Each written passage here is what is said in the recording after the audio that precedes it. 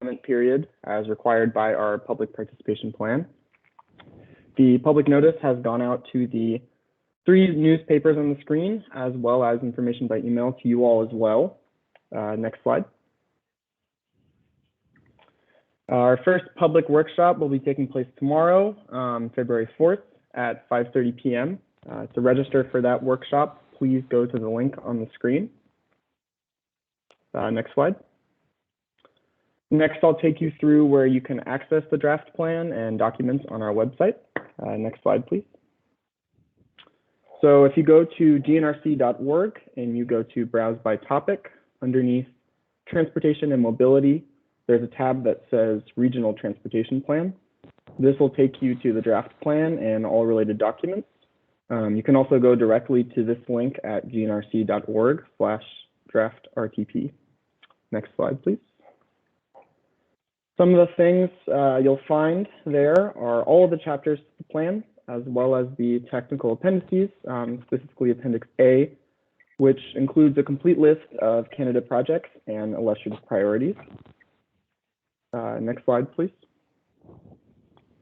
You'll also find an interactive project map application of the proposed projects in the plan, thanks to our awesome data team. You can take a look at all the projects included in the draft plan, and you can view the project locations, descriptions, costs, the time horizon that the project is funded in. This application has a couple of tabs across the top where you can view the projects by applicant, by improvement type, and by funding horizon. You can also pull up select layers like traffic congestion, high crash areas, or vulnerable populations, as we've presented to you over the past year. I encourage you to check this app out, and the link is on the bottom of the screen at gnrc.org/maps/2045RTP. At this point, I'll hand it back to Sean to continue with the presentation. Thank you, Daniel. Just a couple of key reminders on the Regional Transportation Plan. One of the responsibilities is carrying out a number of the requirements. The plan must look out 20+ years and account for the anticipated federal transportation revenue and the projects that funding will be going towards. The plan actually does have to be fiscally constrained, and so we have to have a balanced budget. And assuring that we are only spending the amount of funding that we have available in the future. Plan must also address the 10 federal planning factors and incorporate the national performance-based planning requirements. Plan also has to be updated every 5 years, and so the last update was in 2016, and so we are approaching that 5-year mark this month. Also wanted to mention some of the financial planning assumptions that we've talked about over the past year, both in terms of the anticipated revenue, and so this plan assumes a more modest 2% annual revenue growth per year through 2045. As you know, our region receives approximately $260 million a year in federal transportation funds, and as you project that out into the future, it's about $8.5 billion in federal funds, and once you incorporate the match on those federal funds, approximately $10.5 billion.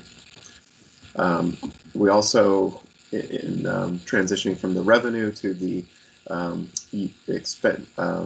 inflating out the projects based on year of expenditure, we used a 4% per year inflation factor, and so as you inflate those projects out over the midterm and the long term, you'll see how those inflationary factors increase the cost of those projects. And then one other topic that we touched on last time is how we dealt with the Improve Act projects through this regional transportation plan, which are assuming an 80% federal share and a 20% non-federal share.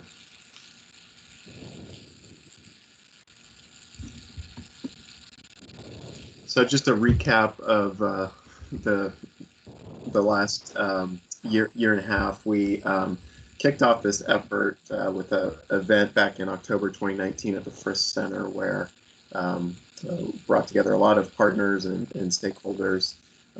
When we also issued the call for projects. And then we transitioned as we got those call for projects submitted. We began that initial discussion of some of the financial assumptions in early 2020, and then analyzing a lot of those existing conditions and trends through the summer of 2020 before diving into the project evaluation and scoring in fall of 2020 to prioritize that draft plan to be submitted for the state and federal compliance review. And so now we're in that public review and comment period and scheduled for adoption this month. As you've all been a part of this process through meetings and various workshops, which we've all documented and captured in the YouTube channel at gnrc.org/TCC videos. And so I think it was an interesting year to do a regional transportation plan update.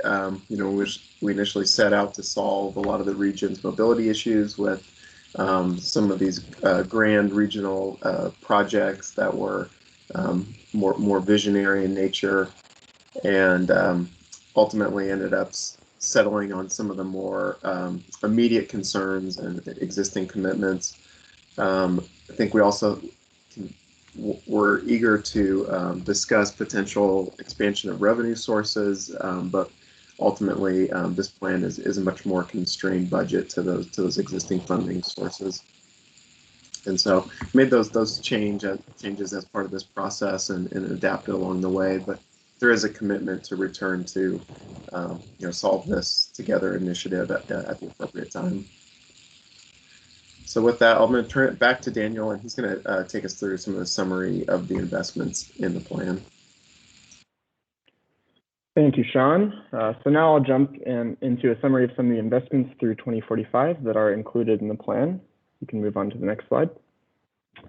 So there are a number of itemized projects that are included in the maps I'll be presenting.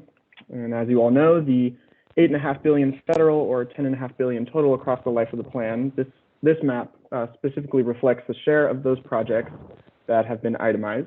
So it's a smaller share of that investment.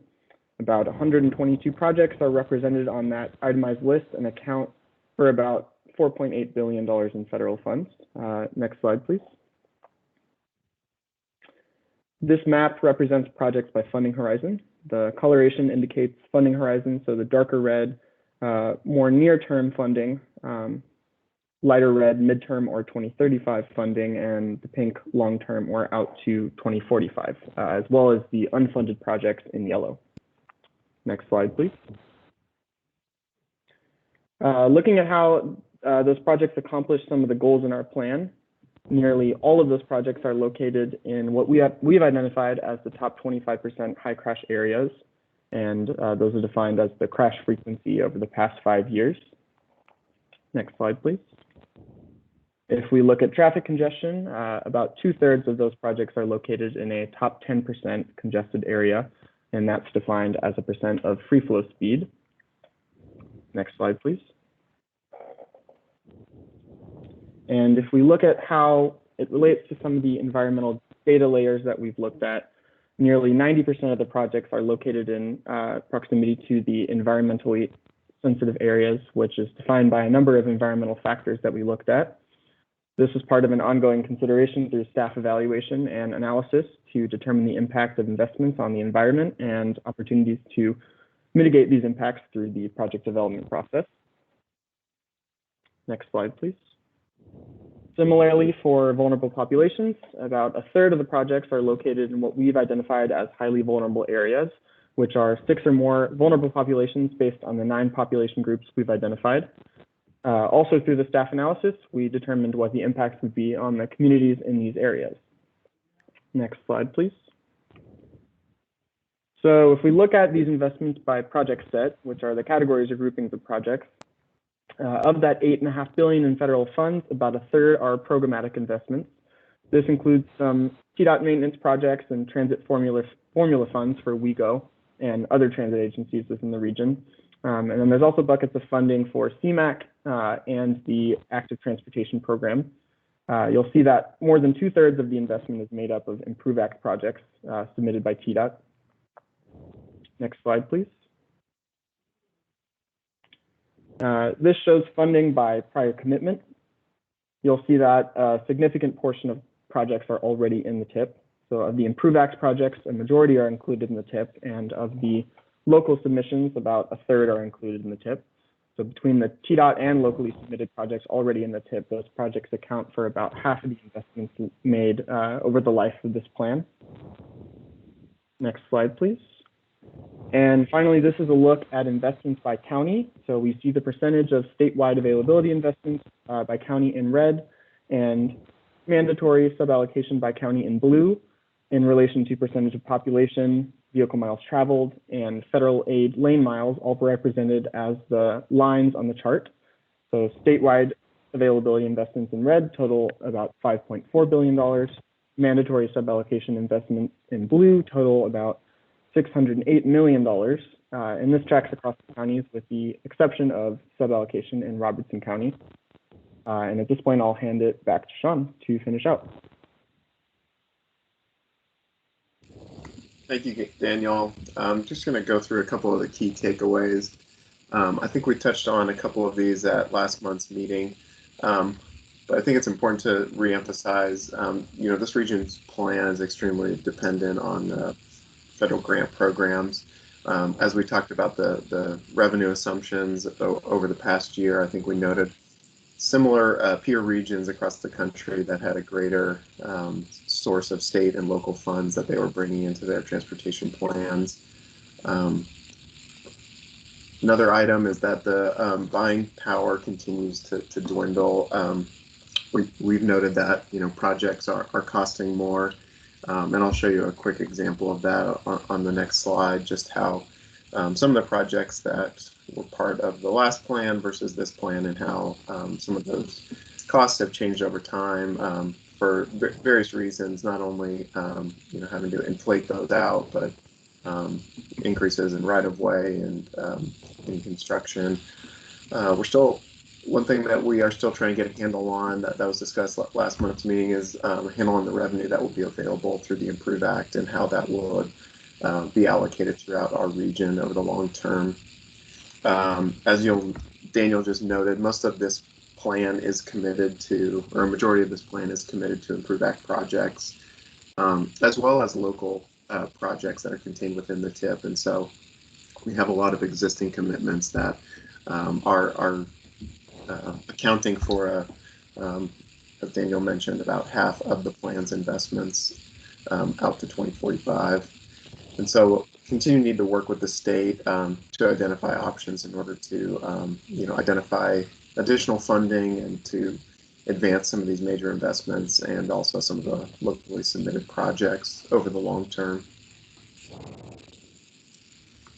As I mentioned, this is just an example of a subset of 8 Improve Act projects where last time around they totaled about $420 million in the development of the 2040 RTP, and those same projects in this 2045 RTP total $745 million. So an increase of more than 75% just in these projects.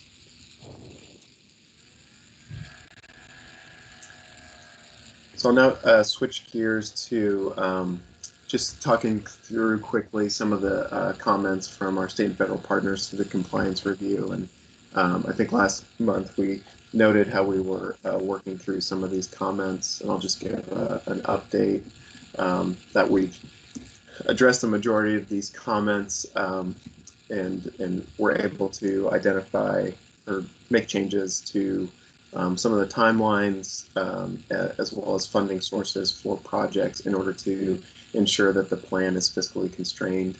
Another item that we are addressing, and is actually the next topic, is the performance measure updates. And so we've captured in the document what actions have been taken to date, but hope to update that language as well with the actions that are taken this month. And then we're carrying out the public review and comment period this month as well to satisfy the requirements established through the public participation plan. And so the upcoming schedule, as I mentioned, we're currently in public review and comment. Over the next 2 weeks, partners and members of the public have an opportunity to comment on the document up until the Transportation Policy Board meeting on February 17th. We've got a couple of different opportunities to participate. You can share comments through the survey form that you see on the screen. You can also email comments to comments@gnrc.org. And then tomorrow we'll be hosting a Regional Transportation Plan public workshop tomorrow at 5:30. And that's going to be a virtual event, but that's another opportunity to listen in and submit comments. You can sign up for the workshop at the link here.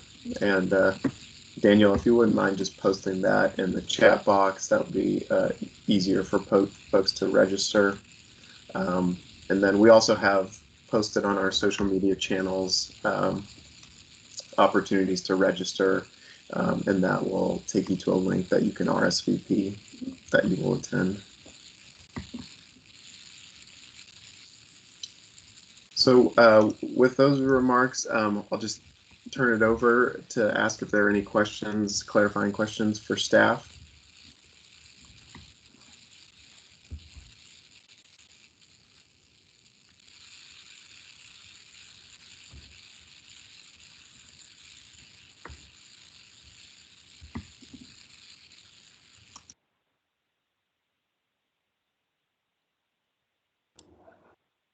Hey, Sean, this is Glenn. If there is a project that is in the illustrative category and within the next 5 years funding becomes available, is there a path to move that project forward into the RTP and TIP at that point? Yes, Glenn. So the illustrative projects, are priorities and the way that we kind of frame them as their unfunded needs. And so if funding were to become available for an illustrative project, we would just need to make a amendment to the regional transportation plan to accommodate that, and then we could incorporate into the and amend it into the TIP as well. Thank you. Are there any further questions at this time for staff regarding the draft 2045 RTP? Yeah, hey, this is Keith Free in Hendersonville, and I just had a real quick question for Daniel. That very last image that he showed, that chart, I was just to get a little bit more explanation of that. Yeah, that one right there. What that's kind of meaning as far as funding and I guess population and vehicle miles. Like what is that kind of representing?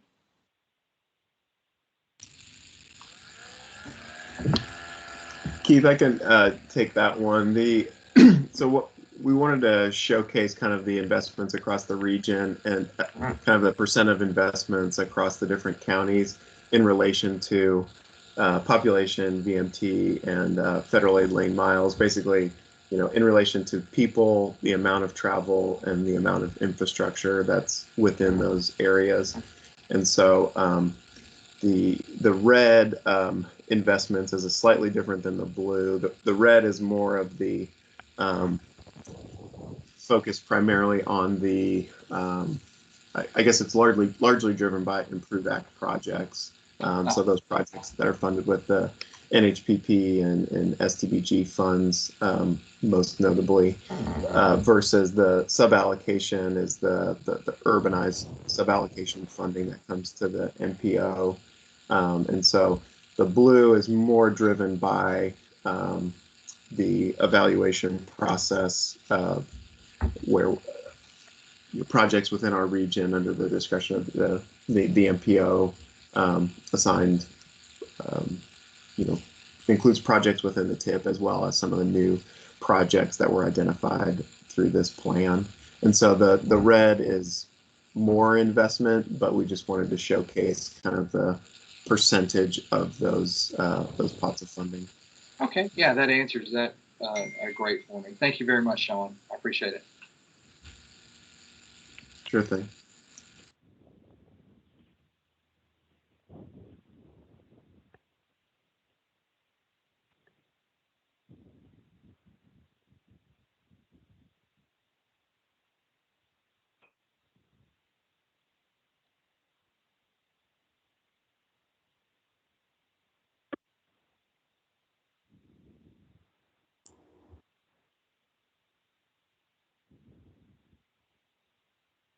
Are there any other questions for staff regarding this item? Hey, Sean, this is Keith Wilsheets at Nashville Airport. I just going through the document. I guess a couple of questions for you. When I've seen RTPs like this in other parts of the country, often they have an aviation element to it. And I know there isn't anything like that in this. Is there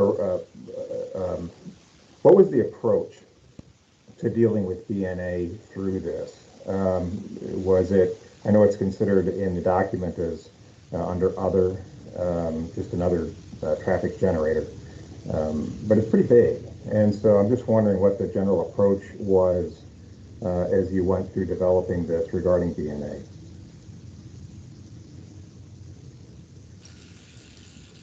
Sure. I think one of the approaches has been to have BNA represented through the TCC in attendance. I think in terms of kind of how we derive project priorities through the call for projects,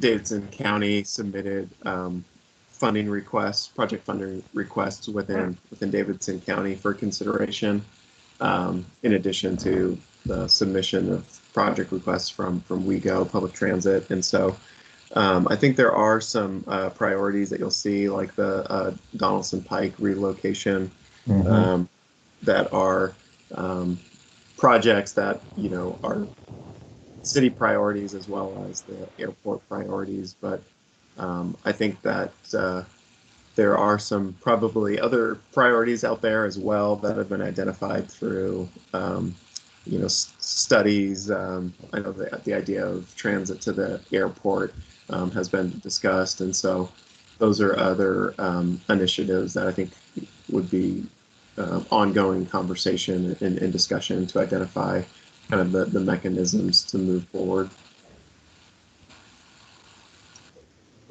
All right, I guess I don't have a problem with the projects. I want to make sure that the airport itself was, the impact of the airport was accounted for in the document properly. You know, as a traffic generator, I think it's shown in there on par with Murfreesboro Regional Airport. It seems like it's a much larger traffic generator, I think, than what was shown in there. And again, it's not an issue of projects for the airport. It's more an issue of making sure that the impact of the airport was properly accounted for in the document. So anyway, it's just a comment more than anything else, but just a bit of a concern in there. That's all. I appreciate that comment. Thanks, Keith.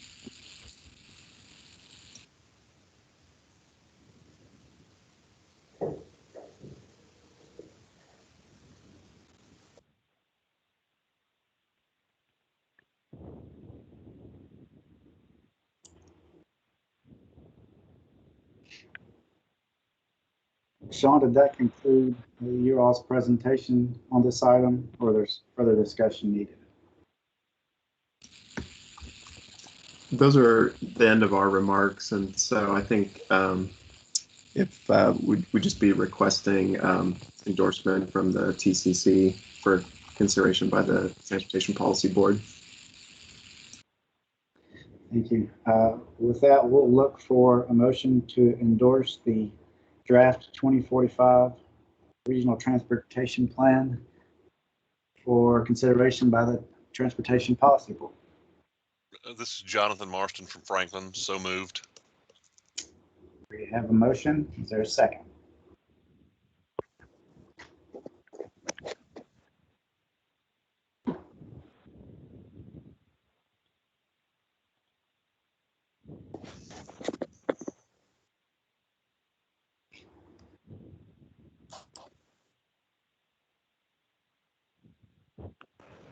This is Amy Barlow, Mount Juliet, second.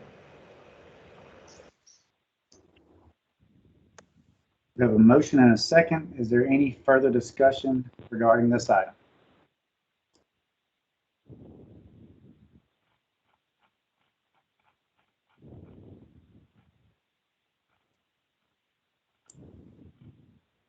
Hearing none, all those in favor say aye. Aye. Aye. Aye.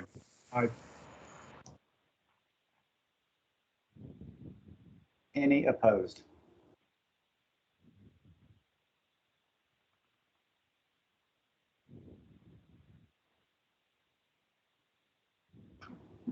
Thank you.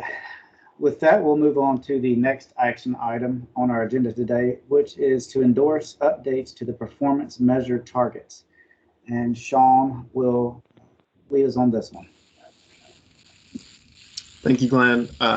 I'll start off and just give a background. I know we've talked about performance measure targets at a number of meetings throughout the year, but just give a recap so that we understand what we're discussing today and what actions we're requesting from you. And so just as a reminder, state DOTs and NPOs are required to set performance measure targets across a number of categories: safety, infrastructure condition, system performance, and transit asset management, and have a number of available options as part of this performance-based planning target setting process. Is supporting statewide targets as an option, adopting regional targets as an option, or a combination of both. And so today we'll be recommending a combination of both, recommending adoption of regional targets for safety, and then recommending supporting statewide targets for infrastructure condition and system performance.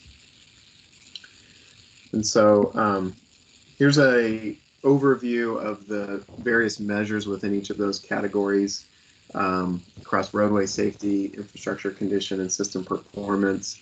The one that we talk most frequently about is roadway safety, where we update this on an annual cycle, and it only has a 1-year outlook. So that's the most frequent that we hear about, whereas infrastructure condition is more on a 2-year update cycle with a 4-year outlook.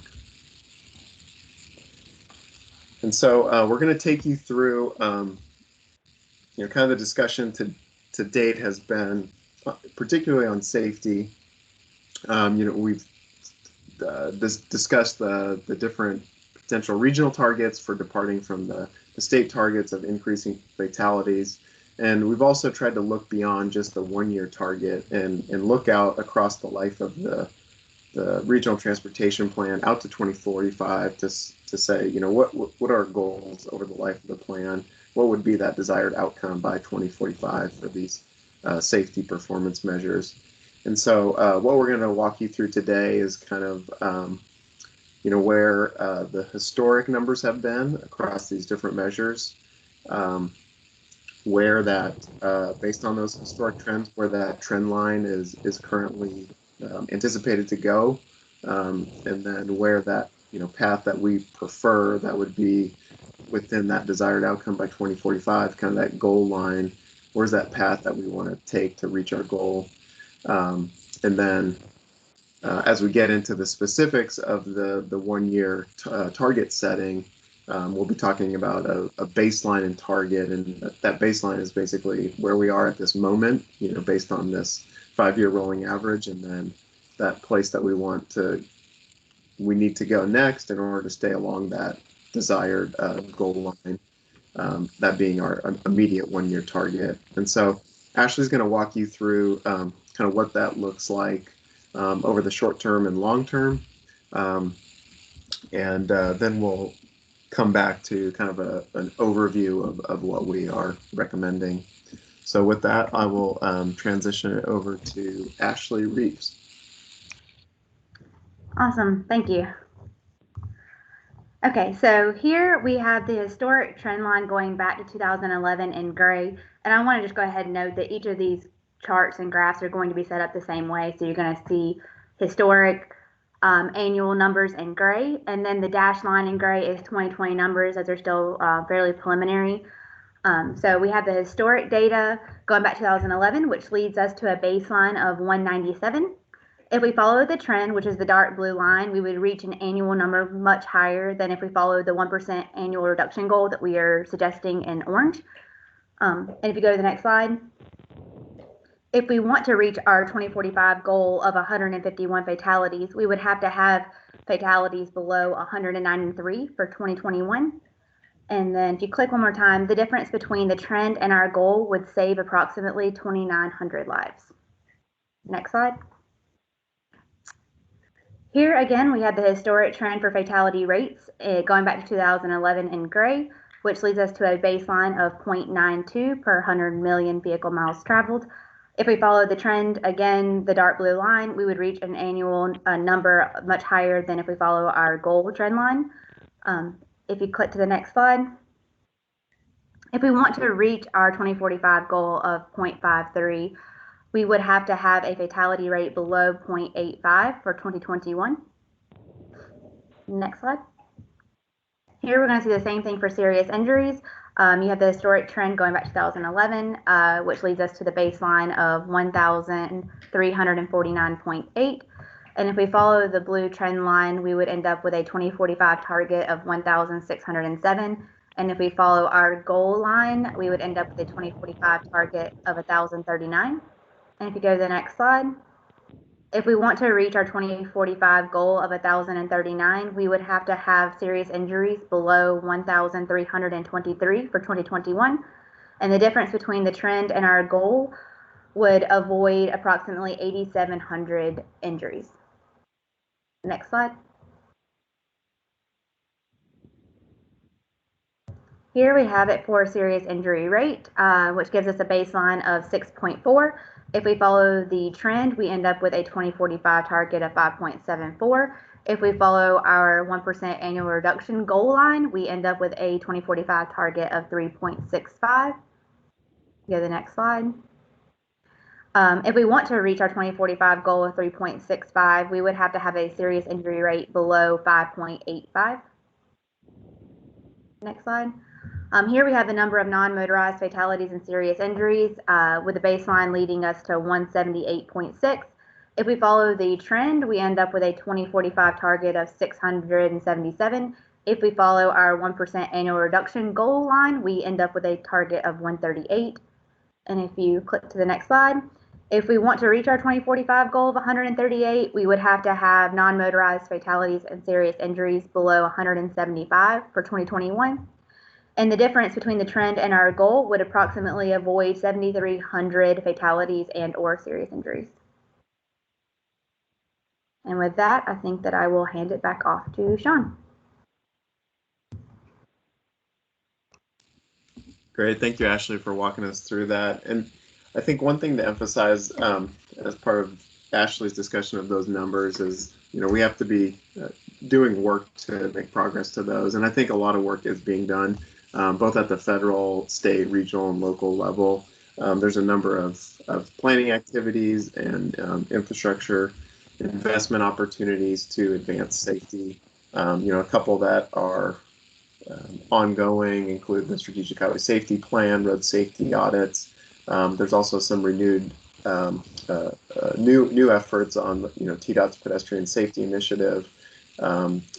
GNRC has its active transportation program, which we're looking to solicit another round for, and then also some local activities as well, seeing an increasing push on some of the local activities to improve bicycle and pedestrian safety, in particular to address a lot of the trends that we've seen in the wrong direction. And I think even last night, Metro is kicking off a Vision Zero action plan, but they also approved a speed limit reduction bill last night. So those are all moving in a positive direction.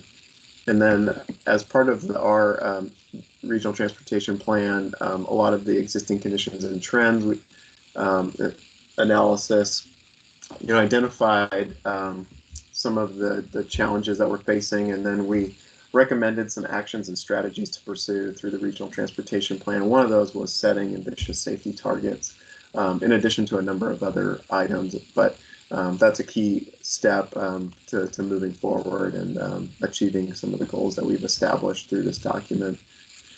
And so I'll move on to this summary table that captures a lot of what Ashley communicated to you all.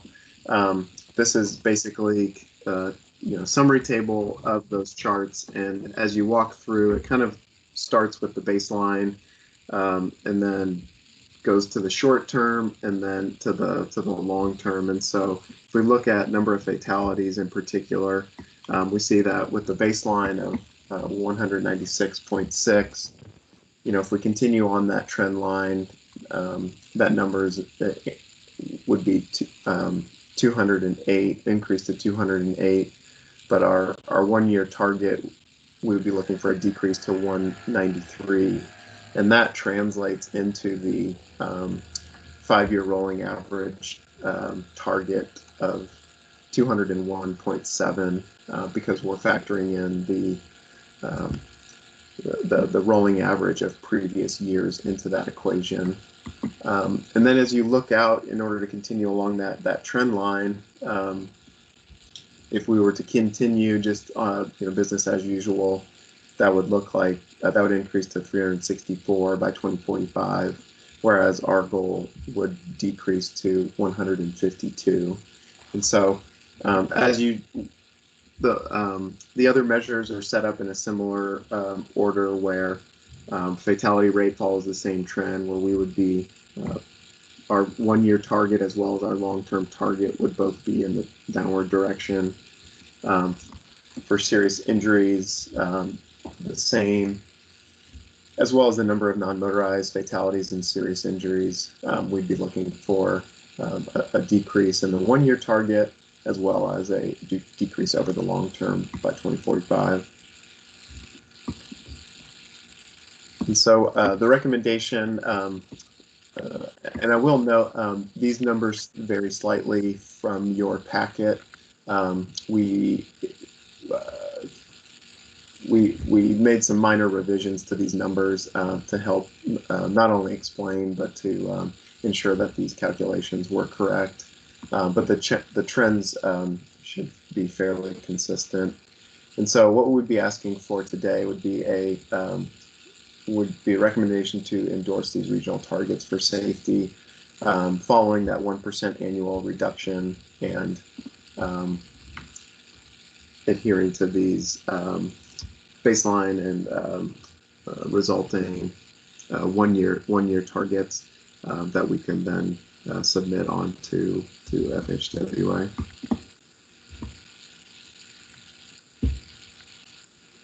And with that, we can answer any questions. Mr. Chairman, I'll make a motion. This is Keith Free with the City of Hendersonville.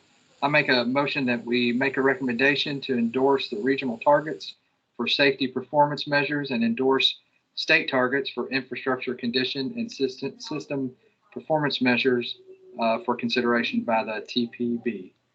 And I really appreciate the effort and the detail that the staff put into this, and I think they have thoroughly looked at this and give us a very good recommendation.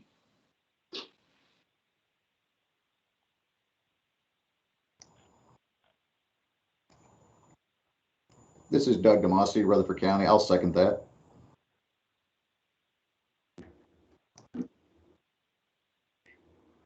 Great, we have a motion and a second. Any further discussion or questions for staff? Mr. Chair, if you want me to just walk through the next two slides on the recommendations to support the state targets for infrastructure condition and system preservation, just in case folks want to see that as well. Yeah, that'd be great. Walk through those items, and we'll keep the motion second on the table. And if there's any questions after that presentation, we can take those at that time. Thank you. Appreciate it. For infrastructure condition, this deals with the condition of bridges, interstate pavement, as well as non-interstate NHS pavement. And we didn't go into the same approach that we did with safety here. We stuck to what the state has approved for their updates as part of this 2-year update cycle. And so just to kind of walking through this,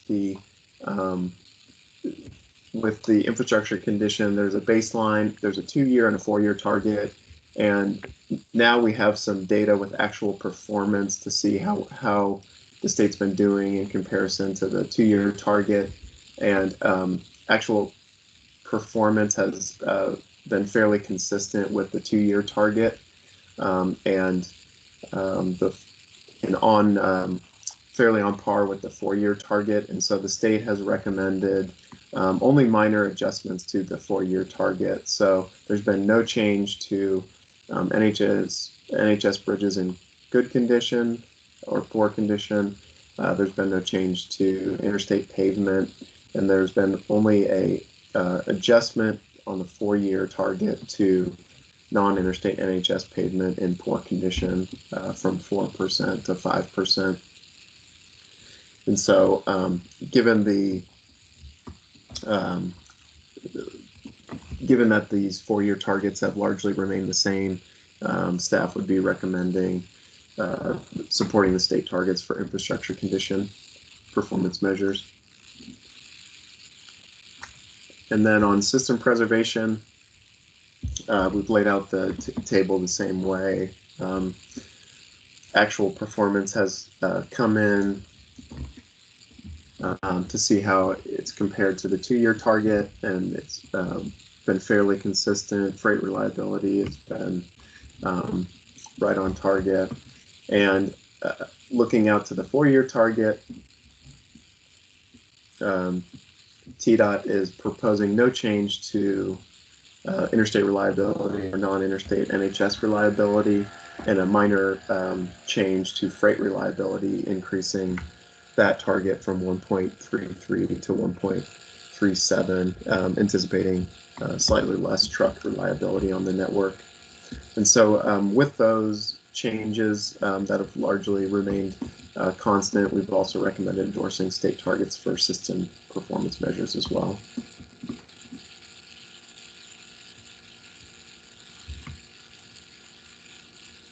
Thank you, Sean and Ashley. We have a motion and a second to endorse the regional targets for safety performance measures and endorse state targets for infrastructure conditions and system performance measures for consideration by the Transportation Policy Board. Are there any questions or follow-ups regarding this item?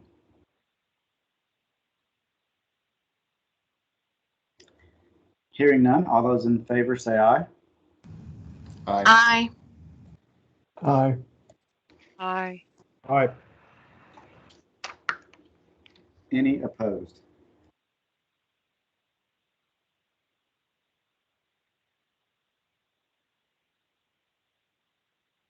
With that, we'll move on to the next item on our agenda under informational items, which is a presentation of amendments to the fiscal year 2023 TIP. And I will turn it to Anna Emerson to present this one. Thanks so much, Glenn. I'm going to walk everybody here for the first time through the second cycle of amendments this federal fiscal year. So detail larger project modifications within the TIP. You should have all of the summary pages there in your meeting packet. The very first of these being for the TDOT I-65 widening from State Route 25 to State Route 109 project. TDOT is requesting to add funding to this project. This is an Improve Act project. You'll note that construction funding is increasing from $63 million to $131,500,000. you'll see that this funding is designated as NHPP funds, but with an AC next to it. This designates that the funding, or the project phase rather, is going to be pursued using the advanced construction financing mechanism, where TDOT is fronting the funding with state funds, and then that will be converted later on to federal NHPP funds. Following that request is a request from Metro Nashville for their Charlotte Avenue and Dr. MLK Jr. Boulevard Connected Transit Technology Project. Metro received an Advanced Transportation and Congestion Management Technologies Deployment Award for this project. It's quite a mouthful. That's ATC MTD award that Metro has received.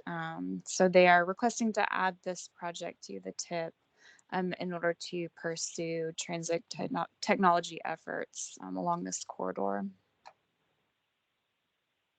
Following that is a request from Murfreesboro for an interchange lighting project at Veterans Parkway and I-840. They're requesting to add this project to the TIP. This project will be funded with Murfreesboro Urbanized Area STBG, as well as a 50% participation from TDOT through their interchange lighting program.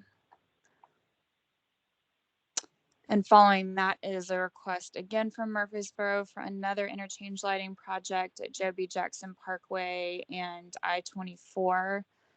That interchange, same situation as the one we just went over, being funded in the same manner with 50% participation from TDOT. After that, we have a request from MTA, also, as we know, WeGo, for their North Nashville Transit Center project. They are requesting to add state funds to this project. These are Improve Act funds that they received through TDOT's multimodal division.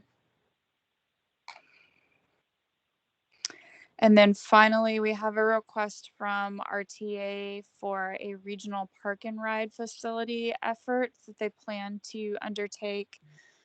They received some additional 5307 funding through the CARES Act that they are targeting for this project. So they are requesting to add this project to the TIP. And those are the 6 amendments that we have on the slate for consideration this cycle. I'm happy to take any questions that anybody may have about any of those.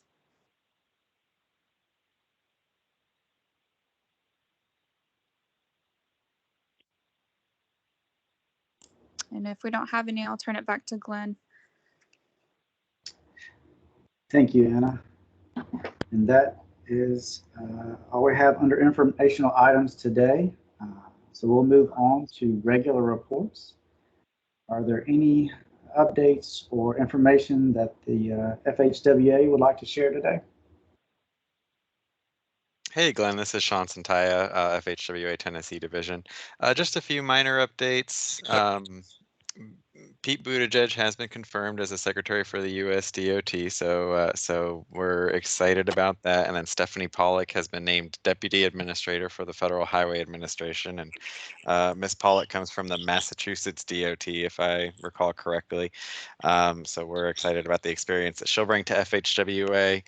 And there are other appointments and positions yet to be filled with the change in administration. So we'll keep everybody aware as those do get filled. And then fiscal year 21 highway infrastructure program funding has been apportioned to the state, and that includes both traditional highway infrastructure program funding, as well as coronavirus relief funding.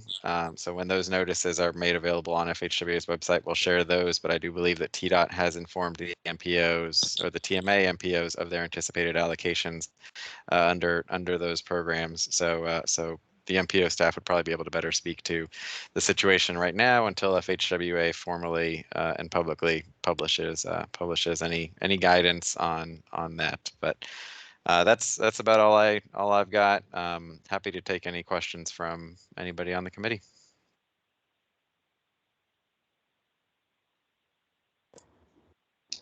Thank you, Sean. We look forward to seeing what the future has in store for us.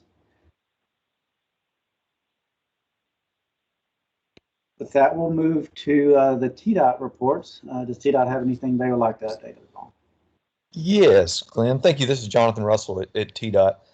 As you can see at the on the screen, our urban transportation planning grant that we unveiled this year for the first time, which was due back on January the 15th. I'm happy to say that the Nashville MPO, the GNRC, we received 8 applications. I do want to take a moment to recognize all 8 of those. In no particular order, we had the city of Greenbrier, the city of Mount Pleasant, the town of Thompson Station. We had city of Nolensville, city of Belle Meade. We had a application from WeGo. We had an application from Sumner County and all the 9 municipalities within Sumner County. And then we also had a joint application from Murfreesboro and Rutherford County. And I wish I could say some of the applications were not good, but they were all great. I think all 8 of those individually could be funded and be great projects. That being said, keeping with the rules for the first year, we are going to fund one this year. That announcement will be made this Friday, February the 5th. There will be an email sent out from our director, Matt Meservy, to the communities. That being said, if you're not awarded this year, we're going to try our best to work with you to see what could be done in the future to kind of help you with your applications. Again, all of them really good, solid applications. Of the 11 MPOs in the state, we had applications from 10 of the 11. So we're looking to fund 10 statewide. So just more news on that to come this Friday. And again, if you did not receive an award, you will also be notified as well. As far as updates, that's all I have. But if there are not any questions, I can turn it back over to you, Glenn. Thanks, Jonathan. Any questions for TDOT?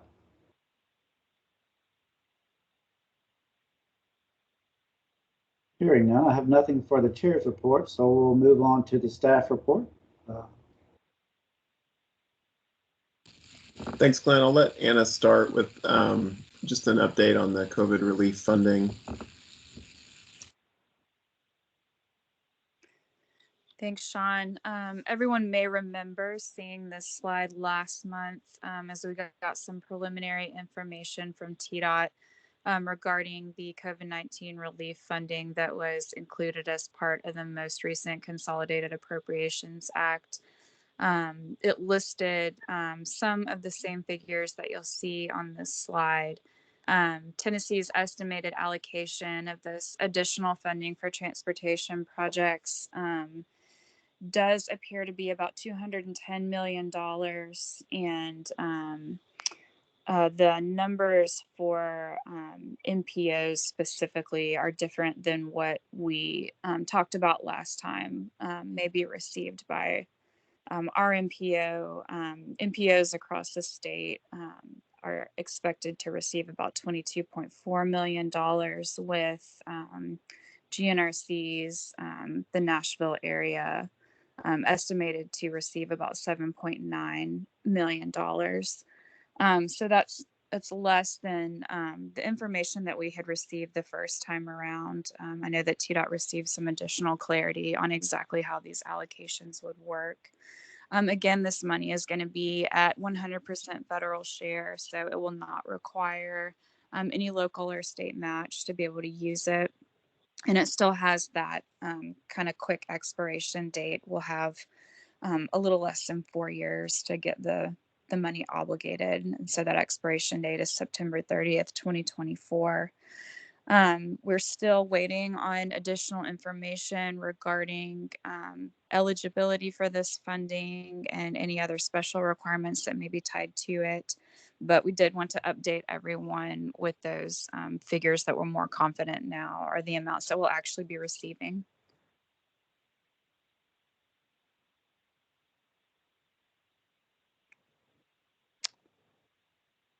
I don't know if anybody had any questions about that funding. We're happy to attempt to answer those if anybody does. Again, we're still waiting on some further clarification on this.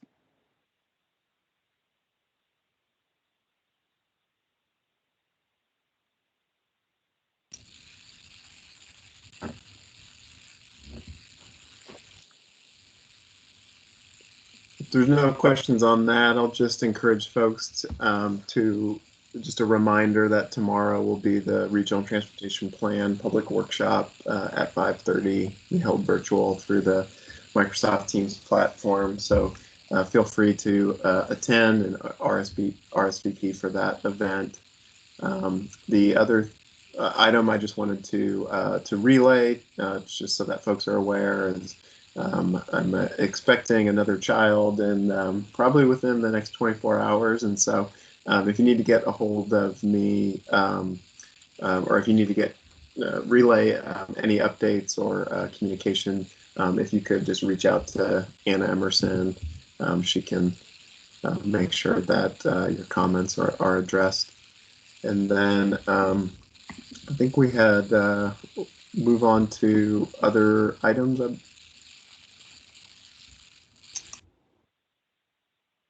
Thank you, Anna and Sean, and congratulations, Sean. You'll be in our thoughts and prayers.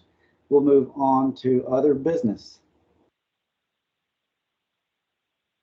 Hey, Glenn, this is Sean Santaya with FHWA again. Just real quick, I put in the chat pod, actually, FHWA has published the apportionment notices related to the funding that Anna was just discussing.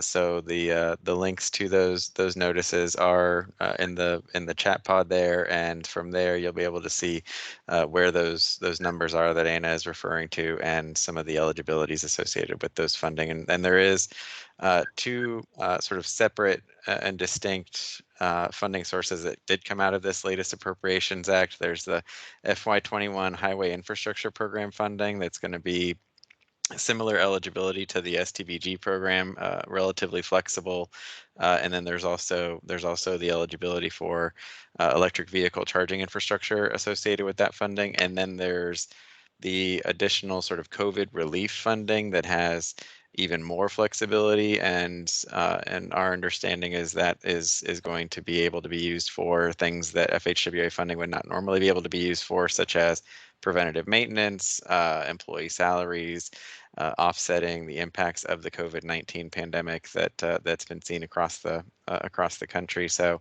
there will be further guidance coming, but just for those that are interested, those public notices are linked in the chat pod. Great, thanks for that update.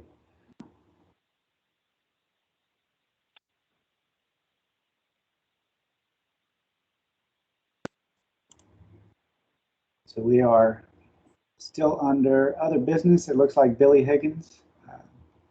I just wanted to let the rest of the group know that Nashville MTA is soliciting proposals from organizations to assist in implementing the Regional Coordinated Public Transportation Human Services Transportation Plan.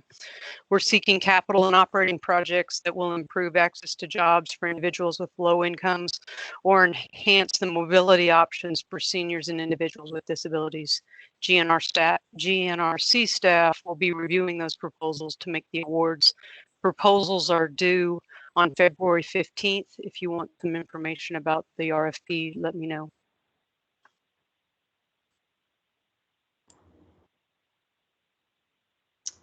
Thank you. Does anyone have any questions regarding that item?